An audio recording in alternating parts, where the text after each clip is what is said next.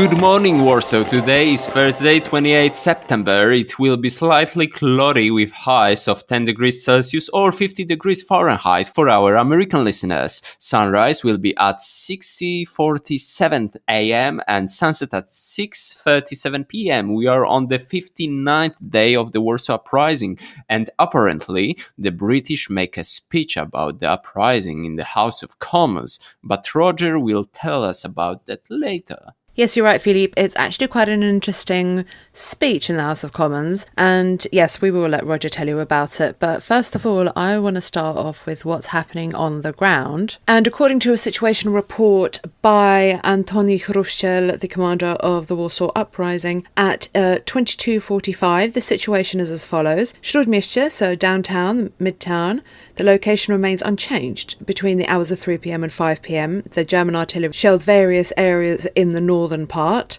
The Polish population has increased in the area of Aleja Sikorskiego plus many other places. The activity of the Germans in recent days in Nowy Świat district raises the suspicions that they're planning a larger scale attack. They're looking for weak spots in the group. In Mokotów, our troops numbering 2,000 people have capitulated. So as we very well know, Mokotów has now fallen. The next area to be attacked, well, he's just said it. They've got raised suspicions that they're preparing a larger scale attack. Now Śródmieście is going to be the target. As I've mentioned before, we've had the Wola district went down, the Old Town went down, Powiśle went down, Czerniaków, Sadyba, Mokotów, and now the last standing is the Midtown, so Śródmieście district. There's also information that there is more plundering happening in the Old Town. We will come back to plundering a little bit later in some of the following or more later podcasts that we're going to be talking about the plundering of the city. But specifically, there's plundering of the Old Town on this day. And also, I've got a really interesting testimony from Bożena Stefania Sypka. So she tells us what's happening on this day and her experiences of being taken away from the Żoliborz district. I'll let her tell you her story. One of the bombs, the so-called cow, flew right over our house, creating a huge draft that caused the boiler room door to close with a bang on my finger. I then went out to see what my mother was doing, sensing that the Germans would appear soon. I screamed, but grenades began exploding in front of the building. Our caretaker, Mr. Antoni Wierzba, screamed because he was wounded. My mother, she was a nurse, ran to him and I followed her. The caretaker was lying on a couch in his apartment. The apartment was right next to the entrance to the boiler room. My mother was dressing his wounded head. The German wanted to shoot Mr. Wierzba, but he opened his hand and he showed a figure of Saint Anthony, saying that he would die soon anyway. The German then pointed the revolver at my mother, but he did not shoot her. Everyone was ordered to leave the boiler room and go to the garden, lining us up in rows, men and women, with children separately. We were lined up to be shot. A German officer came running over and decided that the women and children would continue on and the men would be killed. We had managed to move away from the building a little when artillery shells fell. In a cloud of dust, when nothing could be seen, the man began to flee. And we, the women, were driven further towards Bielany, picking up others along the way. The journey was difficult, not along the streets, but through the buildings, through cut fences, one person wide. In one such place, you had to walk relatively quick. The Germans were pushing you over some soft objects.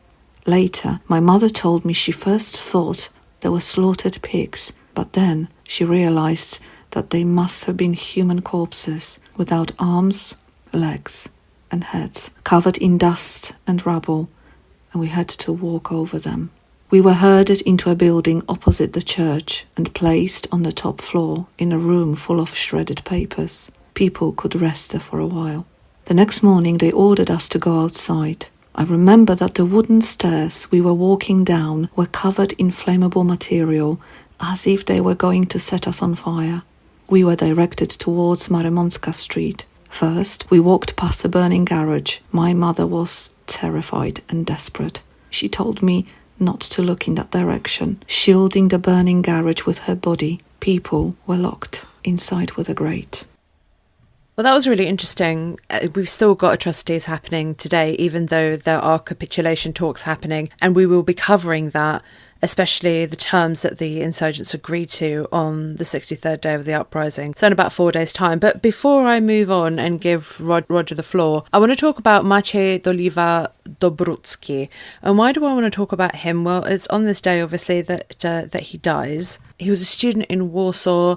He took his final exams in 1939, so just before the war began. And during the occupation, he attended a higher technical school and he gained his diploma from that. He'd been in the underground resistance since 1940 in the Żoliborz district, so in the north. And in the spring of 1943, inside his apartment, there was a kind of a secret place where the Home Army would store weapons that were owned by the platoon that he was part of. And it was looked after by someone very specific, his twin brother, Andrzej. During the uprising, he was wounded twice. The first time was in the early days of the uprising. He was slightly wounded in the leg. The second time, he was wounded in the arm, and this was during the attack on Gdańsk railway station. We spoke about that attack on the 21st, 22nd of August, where the insurgents from the Żoliborz district tried to break through to the old town to help the old town, which was in crisis, which was being constantly attacked. But it ended in failure.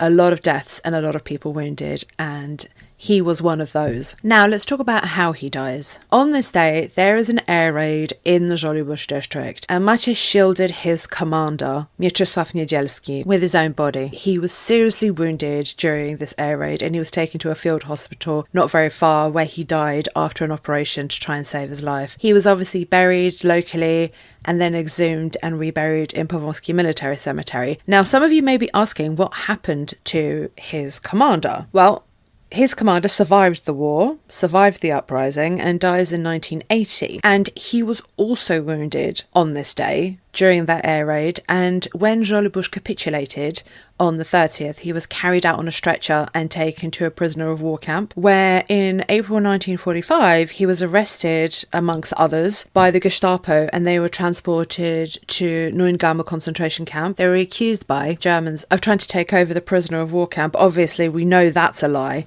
And he was actually saved, as well as the other officers that he was with, by the Swedish aristocrat, Count Folke Bernadotte. And then obviously he was sent to another prisoner of war camp where he was liberated by British troops. But he did survive the Warsaw Uprising, is my point of what I'm trying to say. Now, you've all been waiting for Roger to start speaking, so I'm going to let him take over here because he is going to tell us about this speech. And I really, really like it. So tell us a little bit more about this speech, who said it, and what is it all about, Roger? Yes, it's a speech in the House of Commons on the 28th of September by a Conservative MP. His name's Archibald Southby, and he makes the point in a rather obvious dig at Stalin and the Soviets. And he says, on August the 29th, so a month before, on August the 29th, RAF pilots flew 2,000 miles in bad weather to help the Russian army by bombing the Baltic ports of Stettin and Königsberg. The operation, he says, cost us 41 machines. If we could do this to help our Russian allies, surely they could find some planes that could bring aid to Warsaw by covering an infinitely shorter distance. And it's a good point, very well made. Of course, as I think Archibald Southby MP knew very well, it wasn't just about logistics, it was also about politics. But it's a very elegant way of making his point, I think.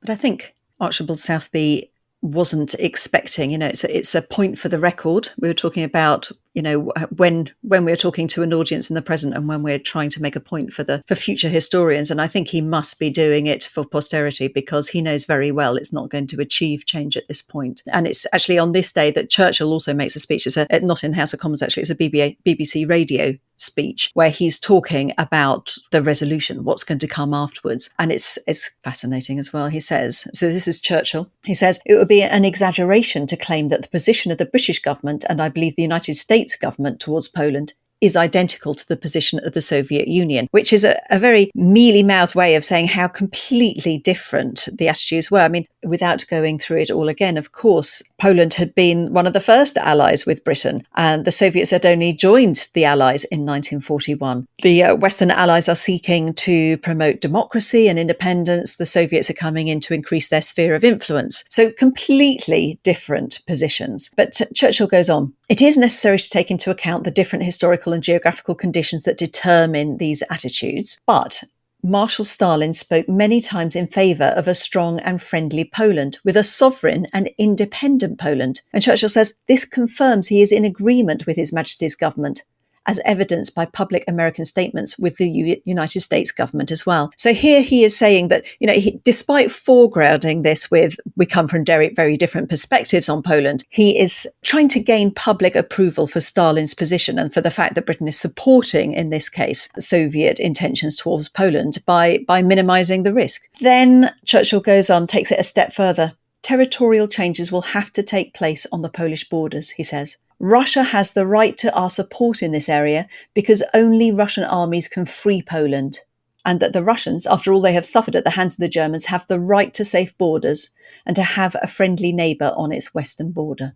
So, it's fascinating here that there is no talk of Polish rights after their suffering at the hands of both the Germans and the Soviets. And there is also no Polish representative involved in these discussions. So this is, an occasion of an ally, a close ally, talking about the independence of its ally after the war, after all it has given, without involving it in that discussion.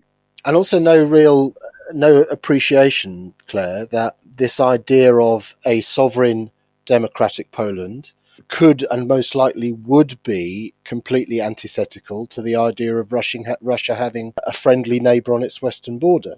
So those two positions are potentially fundamentally incompatible.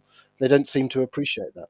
And yet put all in one line, sort of slipped in there. I completely agree. Then Churchill continues, I have great hopes of Prime Minister Mikołajczyk, a worthy successor to General Sikorski, a man who truly desires friendly relations and understanding with Russia. So, of course, Mikołajczyk is the Prime Minister of the government in exile who succeeded Sikorski after he was killed in the plane accident or plane crash. And he is completely opposed to Stalin's plan to set up a communist government in post-war Poland. He is, I suppose, by Churchill framing it as Stalin is keen to support a sovereign Poland, he's saying that there isn't any juxtaposition here, but there clearly is. Stalin will eventually agree that there'll be what he calls a coalition government in Soviet seized territories, but that has no democratic meaning at all. Sorry, I just want to interrupt here before we continue. These are the words of a man who apparently truly desires friendly relations and great understanding with Russia, but it really, really irks me because Mikołajczyk himself, during the uprising in the early days, specifically in the early days, he's travelling to Moscow to try and build a relationship with Stalin. And we've got to remember, there was no relationship with the Soviets because after the cutting graves were discovered in April of 1943, the Soviet Union had cut complete contact with the Poles. There was no diplomatic relations at all. And Mikołajczyk is more or less completely dismissed by Stalin himself. He's doing all the work. He's pushing for help. He's begging for help from the Soviets to help the insurgents, to help the Varsovians. And Stalin is just completely ignoring him and dismissing him. And we can see this as well. Very much, if we repeated this over and over again throughout this podcast, is Stalin wants the uprising to fail. And he's doing exactly this. But the problem lies here is, what is Churchill to do? He's put into a very difficult position between the Soviets, the Poles, and the Brits themselves.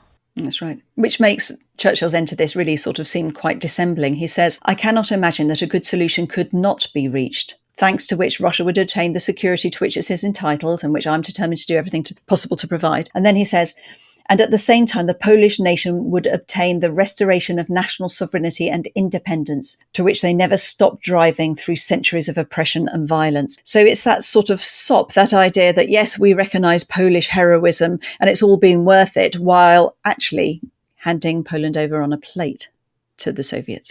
Speech of Churchill's, when you read it, it makes me really angry because it's dissembling. But I have to say, I'm not sure at this point what Churchill could have done otherwise. He could have presented it differently. He could have been more honest about it. But at this point, I mean, there is no appetite in Britain to launch another offensive against the Soviets. And there isn't the resources to do that. And America, this election coming up, there's no way they're going to support ongoing fight against the Soviet Union. I mean, this is, of course, what Goering and people were hoping for, that the Allies would divide. But that was never going to be an option. So Churchill the way he puts it is very painful, but the realities speak for themselves, really, at this point. No, I agree. It's the reality was that there's not much he can do, but it's the sort of dishonesty of his rhetoric, which this is someone who is profoundly wise, and he must have seen the contradiction in his words, and that's what's so astonishing. It just seems sort of mendacious fundamentally. I agree. It makes for hard reading, that. Thank you so much for joining us for day 59. Please join us tomorrow for day 60, which more or less leaves us only with 4 days to go, plus an episode right at the end where we round up everything, where we talk about the exhumations, the fate of Warsaw, and the fate of the civilians. So thank you so much, everyone, and we'll see you tomorrow.